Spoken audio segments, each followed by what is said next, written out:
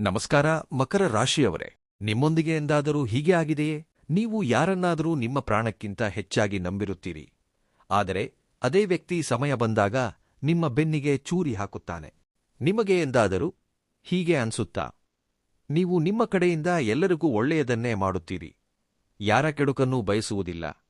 ಹಗಲು ರಾತ್ರಿ ಕಷ್ಟಪಟ್ಟು ನಿಮ್ಮ ಹಾದಿಯನ್ನು ನೀವೇ ರೂಪಿಸಿಕೊಳ್ಳುತ್ತೀರಿ. ಆದರೂ ಕೆಲವು ಜನರು ಯಾವುದೇ ಕಾರಣವಿಲ್ಲದೆ ನಿಮ್ಮನ್ನು ನೋಡಿ ಉರಿಯಲು ಪ್ರಾರಂಭಿಸುತ್ತಾರೆ. ನಿಮ್ಮ ಯಶಸ್ಸು ಅವರಿಗೆ ಸಹಿಸಲು ಸಾಧ್ಯವಾಗುವುದಿಲ್ಲ. ಅವರು ನಿಮ್ಮ ಮುಖದ ಮುಂದೆ ತುಂಬಾ ಸಿಹಿಯಾಗಿ ಮಾತನಾಡುತ್ತಾರೆ, ಆದರೆ ಬೆನ್ನ ಹಿಂದೆ ನಿಮ್ಮ ಬೇರುಗಳನ್ನು ಕತ್ತರಿಸಲು ಪ್ರಯತ್ನಿಸುತ್ತಾರೆ. ಒಂದು ವೇಳೆ ನೀವು ಮಕರ ರಾಶಿಯವರಾಗಿದ್ದರೆ, ನಿಮ್ಮ ಜೀವನದಲ್ಲಿ ಈ ನೋವನ್ನು, ಈ ವಂಚನೆಯನ್ನು ಒಂದಲ್ಲ ಹಲವು ಬಾರಿ ಅನುಭವಿಸಿದ್ದೀರಿ ಎಂದು ನನಗೆ ಖಂಡಿತ ನಂಬಿಕೆಯಿದೆ. ಮಕರ ರಾಶಿಯವರು ಎಷ್ಟೂ ಸತ್ಯವಂತರು ಮತ್ತು ನಿಷ್ಕಪಟಿಗಳಾಗಿರುತ್ತಾರೆಂದರೆ, ಅವರು ತಮ್ಮವರ ವೇಷದಲ್ಲಿ ಅಡಗಿರುವ ಶತ್ರುಗಳನ್ನು ಗುರುತಿಸಲೇ ಸಾಧ್ಯವಾಗುವುದಿಲ್ಲ, ಮತ್ತು ಅವರು ಗುರುತಿಸುವಷ್ಟರಲ್ಲಿ ತುಂಬಾ ನಷ್ಟ ಸಂಭವಿಸಿರುತ್ತದೆ. ಆದರೆ ಇನ್ಮುಂದೆ ಹಾಗಲ್ಲ. ನಮಸ್ಕಾರ ಸ್ನೇಹಿತರೆ, ಶ್ರೀ ಭಕ್ತಿ ಜ್ಯೋತಿಷ್ಯ ವಾಣಿ ಚಾನೆಲ್ಗೆ ನಿಮ್ಮೆಲ್ಲರಿಗೂ ಆತ್ಮೀಯ ಸ್ವಾಗತ. ಇಂದಿನ ಈ ವಿಡಿಯೋ ಯಾವುದೇ ಸಾಮಾನ್ಯ ವಿಡಿಯೋ ಅಲ್ಲ. ಇಂದು ನಾನು ನಿಮ್ಮ ಜೀವನದ ಆ ಸತ್ಯವನ್ನು ನಿಮ್ಮ ಮುಂದೆ ಇಡಲಿದ್ದೇನೆ. ಅದನ್ನು ತಿಳಿದುಕೊಳ್ಳುವುದು ನಿಮಗೆ ಕೇವಲ ಅಗತ್ಯ ಮಾತ್ರವಲ್ಲ, ನಿಮ್ಮ ಪ್ರಗತಿಗೆ ಅತ್ಯಂತ ಪ್ರಮುಖವಾಗಿದೆ. ಇಂದು ನಾವು ಮಕರ ರಾಶಿಯವರ ಅಸಲಿ ಶತ್ರುಗಳು ಯಾರು ಎಂಬುದನ್ನು ಆಳವಾಗಿ ತಿಳಿಯಲಿದ್ದೇವೆ. ನಿಮ್ಮ ಪ್ರಗತಿಯನ್ನು ನೋಡಿ ಉರಿಯುವ ಆ ವ್ಯಕ್ತಿಗಳು ಯಾರು? ಮತ್ತು ಅತ್ಯಂತ ಪ್ರಮುಖ ವಿಷಯವೆಂದರೆ, ಇನ್ಮುಂದೆ ನೀವು ಅವರನ್ನು ಹೇಗೆ ಎದುರಿಸಬೇಕು? ಒಂದು ವೇಳೆ ನೀವು ಮಕರ ರಾಶಿಯವರಾಗಿದ್ದರೆ, ಈ ವಿಡಿಯೋವನ್ನು ಮಧ್ಯದಲ್ಲೇ ಬಿಡುವ ತಪ್ಪನ್ನು ಖಂಡಿತ ಮಾಡಬೇಡಿ, ಏಕೆಂದರೆ ಇಂದು ನಿಮಗೆ ನಿಮ್ಮ ಅನೇಕ ಪ್ರಶ್ನೆಗಳಿಗೆ ಉತ್ತರ ಸಿಗಲಿದೆ. ಹಾಗಾದರೆ ಬನ್ನಿ, ತಡಮಾಡದೆ ಈ ರಹಸ್ಯದ ಪರದೆಯನ್ನು ಸರಿಸೋಣ. ಸ್ನೇಹಿತರೆ, ಮಕರ ರಾಶಿಯು ರಾಶಿಚಕ್ರದ 10ನೇ ರಾಶಿಯಾಗಿದೆ ಮತ್ತು ಇದರ ಅಧಿಪತಿ ಸ್ವತಃ ಕರ್ಮಫಲದಾತ, ನ್ಯಾಯದ ದೇವತೆಯಾದ ಶನಿದೇವ. ಶನಿದೇವನು ಯಾವಾಗಲೂ ಕಠಿಣ ಪರಿಶ್ರಮ, ಶಿಸ್ತು ಮತ್ತು ಸತ್ಯದ ಹಾದಿಯಲ್ಲಿ ನಡೆಯುವುದನ್ನು ಕಲಿಸುತ್ತಾನೆ.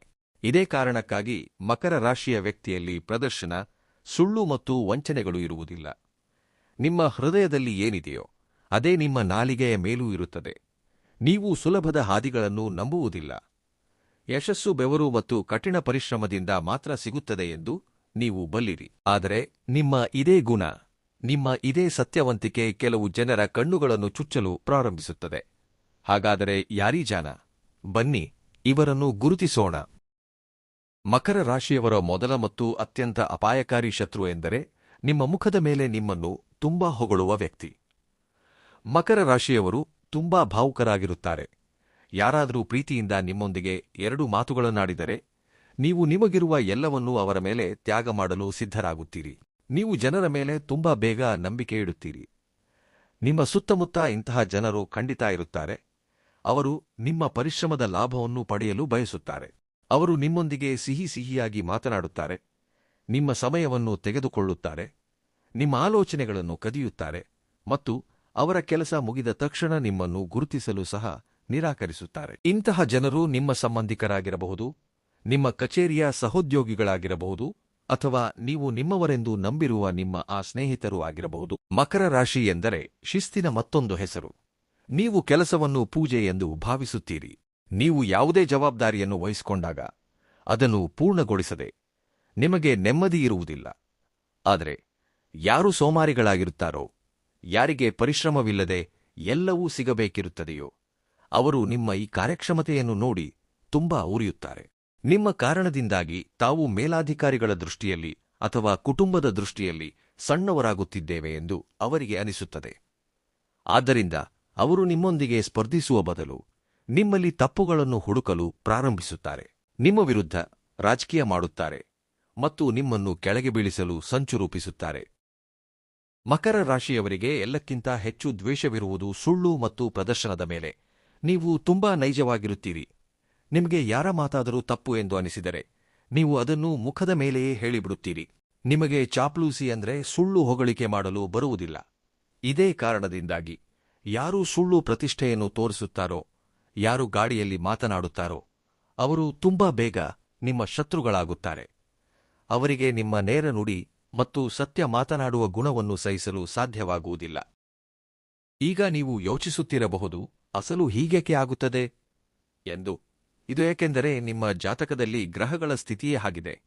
ನಿಮ್ಮ ಅಧಿಪತಿ ಶನಿ ನಿಮಗೆ ಪರ್ವತದಂತೆ ಬಲವಾದ ಶಕ್ತಿಯನ್ನು ನೀಡುತ್ತಾರೆ ಮತ್ತು ಯಾವ ಪರ್ವತವು ಎಷ್ಟು ಎತ್ತರದಲ್ಲಿರುತ್ತದೆಯೋ ಅದು ಅಷ್ಟೇ ತೀವ್ರವಾದ ಗಾಳಿಯನ್ನು ಎದುರಿಸಬೇಕಾಗುತ್ತದೆ.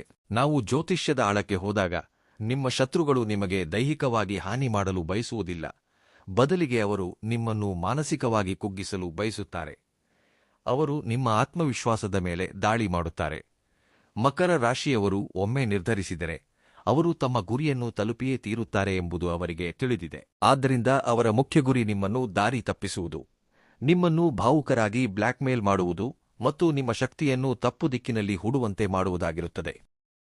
ಆದರೆ ಸ್ನೇಹಿತರೆ, ಈಗ ನೀವು ಸ್ವಲ್ಪವೂ ಹೆದರುವ ಅಥವಾ ಚಿಂತಿಸುವ ಅಗತ್ಯವಿಲ್ಲ ಎಂದು ತಿಳಿಸಲು ನನಗೆ ತುಂಬಾ ಸಂತೋಷವಾಗುತ್ತಿದೆ. ಸಮಯದ ಚಕ್ರವು ಈಗ ಸಂಪೂರ್ಣವಾಗಿ ನಿಮ್ಮ ಪರವಾಗಿ ತಿರುಗಿದೆ. ಕಳೆದ ಕೆಲವು ವರ್ಷಗಳು ನಿಮಗೆ ಖಂಡಿತವಾಗಿಯೂ ಸುಲಭವಾಗಿರಲಿಲ್ಲ ಎಂದು ನನಗೆ ತಿಳಿದಿದೆ. ನೀವು ತುಂಬಾ ಮಾನಸಿಕ ಒತ್ತಡವನ್ನು ಅನುಭವಿಸಿದ್ದೀರಿ, ಅನೇಕ ಅಡೆತಡೆಗಳನ್ನು ನೋಡಿದ್ದೀರಿ. ಆದರೆ ಈಗ ಅತ್ಯಂತ ದೊಡ್ಡ ಸಂತೋಷದ ಸುದ್ದಿ ಏನೆಂದರೆ, ಮಕರ ರಾಶಿಯವರಿಗೆ 7 ಶನಿಯ ಆ ಕಷ್ಟಕರ ಮತ್ತು ಭಾರವಾದ ಅವಧಿಯು ಈಗ ಸಂಪೂರ್ಣವಾಗಿ ಮುಕ್ತಾಯಗೊಂಡಿದೆ.